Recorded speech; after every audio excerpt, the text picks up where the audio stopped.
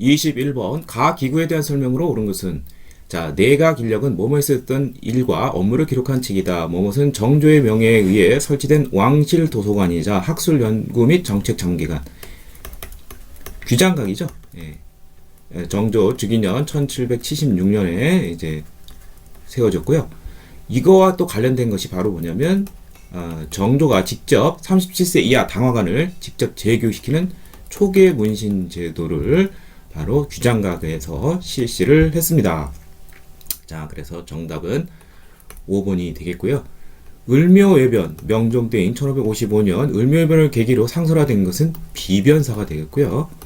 원래는 임시 군사적인 성격이었는데 기구였는데 이제 상설적 기구로 이제 탈바꿈이 되고, 은대, 후원이라고 불린 것은 왕명출납, 왕의 비서실 역할하는 승정원이 되겠고, 오프미아 관리 임명에 서경권 행사한 것은 양사라고 불리는 감찰을 담당하는 사헌부와 간쟁을 담당하는 사관원에서 주관을 했습니다. 서경권 외에도 간쟁, 봉박 같은 대간 기능을 담당했죠. 대사성을 중심으로 죄주 직강의 강직을 둔 것은 조선의 최고 교육기관인 성균관에 대한 설명이 되겠습니다. 정답은 5번이 되겠습니다. 22번 가에 대한 설명으로 옳은 것은 오늘은 오군용 중 가장 먼저 설치된 것은 임진왜란 도중에 설립이 된 훈련도감이 되겠습니다. 선조 26년인 1593년에 세워졌고요. 급료를 받는 상비군이라는 거. 자, 그리고 포수, 조총, 사수, 활 쏘는 거, 창 쓰는 거, 살수. 이 포수, 사수, 살수의 3수병을 집중적으로 조련을 했습니다. 따라서 정답은 4번이 되겠고요. 수원 화성에 외형을 둔 것은 서울 도성에 내형을 두고, 이것은 정조 때에 설치가 된 왕실 친위부대인 장용영이 되겠고,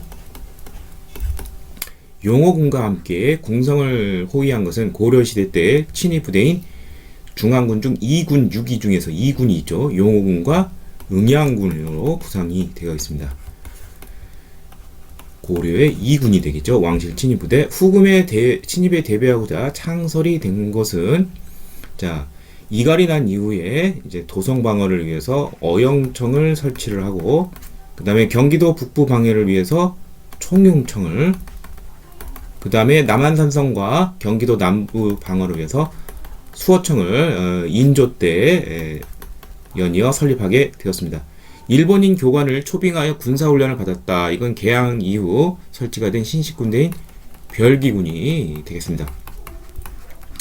다음 23번 다음 기사에 보도된 전투 이후에 사실을 옳지 않은 것은 신립이 탕금대에서 패배했다. 자, 이건 임진왜란의 정계과정과 관련된 문제인데, 임진왜란은 1592년 4월 14일 날 시작이 되었습니다. 맨 처음에 이제 부산, 그 다음에 동래, 여기로 이제 진격했는데, 부산에서는 정발이, 동래에서는 송상헌 등이 막아냈으나 역부족으로 금방 이제 함락이 되고요.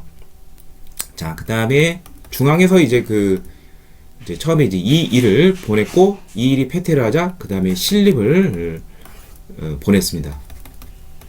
그러니까 이제 충주 탕금대가 되죠. 그러니까 연속적으로 계속 패배를 하고 한 4월 30일 정도 되면은 서울 도성이 함락이 되었습니다. 그 이후의 사실을 찾으면 되겠죠. 자, 그래서 옳지 않은 것은 정답은 바로 4번이 되겠죠. 송상헌이 동래성전에서 항전하였다. 이건 임진왜란 당일날 있었던 일이죠. 정답은 4번이 되겠고요. 자, 나머지 한번 언제쯤 있었는지 살펴보도록 하죠. 자, 김시민이 진주성에서 항쟁하였다.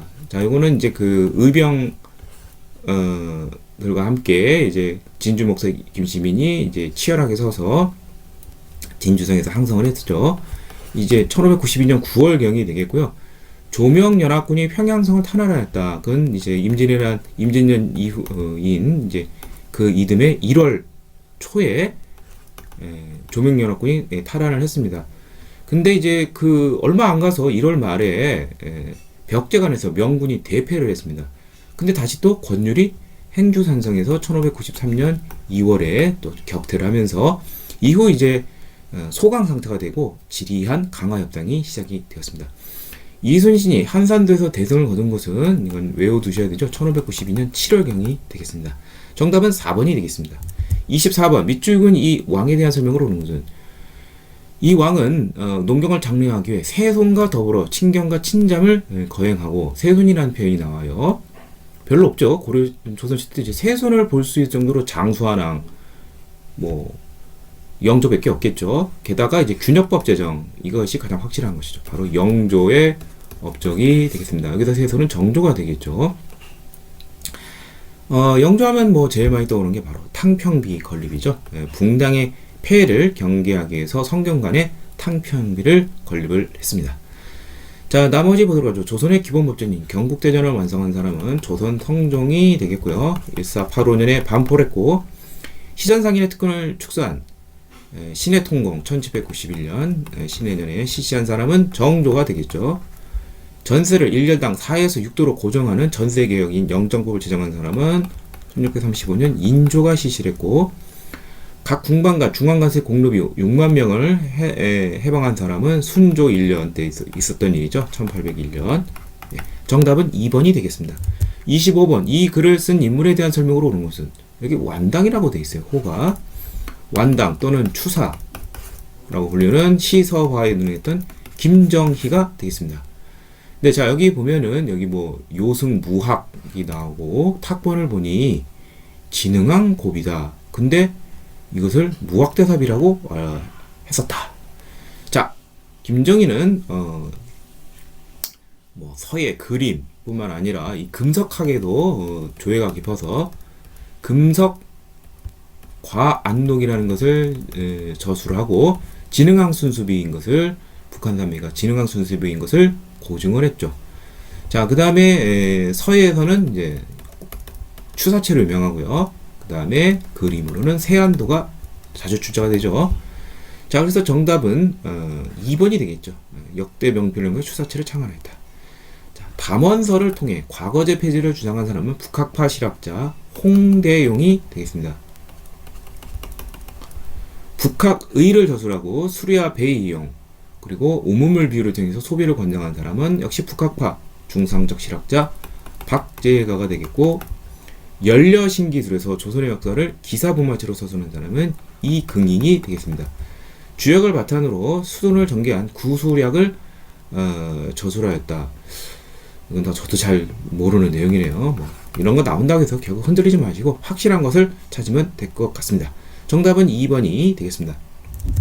26번 가국가에 대한 조선의 정책으로 옳은 것을 보기에서 고른 것은 이것은 기유약조로 교육이 전개된 자, 이 기유약조는 1609년 광해군 때 일본과 임진왜란 이후 이제 단절된 국교와 또 통상이 이제 재개가 된 것이죠. 바로 일본이 되겠죠. 자, 그림 아래 부분에 동간 지역은 일본 어쩌고저쩌고 되어 있는 것이죠. 자, 하나씩 보도록 하죠. 자, 조선 후기에 막부, 독구가 막부의 요청에 따라서 통신사를 파견했죠. 1607년부터 1811년까지 맞는 내용이요. 국빈 대접을 받았습니다. 한성에 동평관을 두어 무역을 허용했다. 이것도 맞는 내용입니다. 자, 서울에 보면은 자, 일본이 우리나라의 동쪽에 있다고 생각하시면 돼요. 그래서 일본에는 동평관, 그 다음에 여진, 야인들에 대해서는 북쪽에 있으니까 북평관, 그 다음에 중국은 명나라는 이제 태평관, 이렇게 생각하면 되겠습니다. 그 다음에 하정사, 성절사, 동지사 등 이제 조선이 이제 중국에 대해서 4대 외교를 펼쳤죠.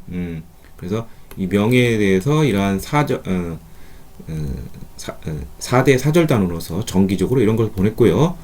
어윤중을 서북 경략사로 임명하여 사무를 관장하였다. 자, 이것은 간도와 관련된 것입니다. 대한제국 때에. 자, 그래서 정답은 1번이 되겠습니다. 27번 가에 해당하는 문화유산 충북 보은에 있고 정류재단센터가 인조 때 중건이 되었다. 현존하는 유일한 조선시대 목탑이다. 자, 임진왜란 이후 불교 위상이 높아졌어요. 그래서 2층 이상 그러한 대규모 사찰 불전이 많이 건축이 됩니다. 이건 노래하듯이 외워야 되는데 충북 보은 보은에 가면 법주사가 있죠. 법주사 팔상전이 있고 굉장히 높아요. 여기 나온 것은 5층이나 되는 목탑이 되겠죠. 그 다음에 전남, 구례, 화엄사, 각황전, 전북, 김제, 금산사, 미륵전. 예. 그래서 이것도 좀 같이 알아두시면 돼요. 2층, 3층 뭐 이런 식으로. 근데 이제 무량사 극락전 마곡사 대흥보전은 뭐 이것도 막 조선 후기로 제가 알고 있는데 뭐 이게 주된 문제로 나오지는 않습니다. 선지로 그냥 섞을 뿐이죠. 정답은 1번이 되겠습니다. 28번. 가시기했던 사실로 오는 것은 서학, 천주교죠. 반드시 큰을 가져올 것입니다. 이가환, 이승원 최초 영세자 정약용을 처벌하소서 아랜대로 하시오. 정약용이 처벌을 받았다? 순조 1년인 신유년에 있었던 신유박해가 되겠죠. 그래서 전남 간진으로 유배를 당했습니다. 동학은 어리석은 사람을 혐혹하는 것이니 그 두목인 최재우를 효소하여 본국으로 삼으십시오. 자, 이것은 이제 고종 때, 고종 바로 즉위 후인 1864년 동학을 장식한 최재우를 처형을 했습니다. 그럼 요 사이에 올 수 있는 거 어떤 것이 있느냐? 이제 그 흔히들 1800년에서 순조 즉위년에서부터 철종이 승하하는 1862년 요 사이기를 세도 정치기라고 봅니다.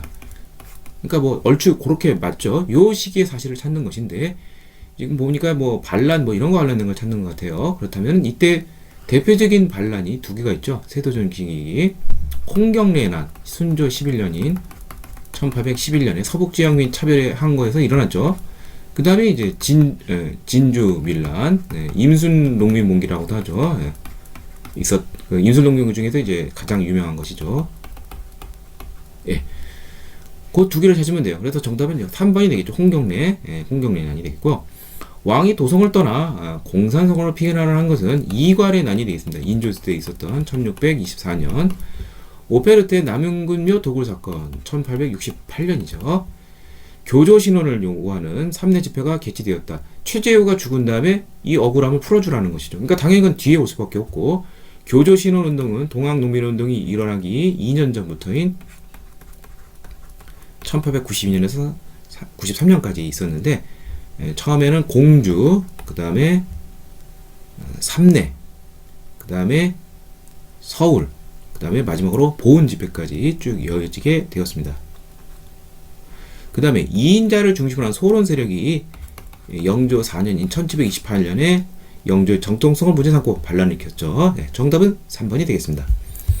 29번 밑줄근 중건 다시 짓는다는 것이죠.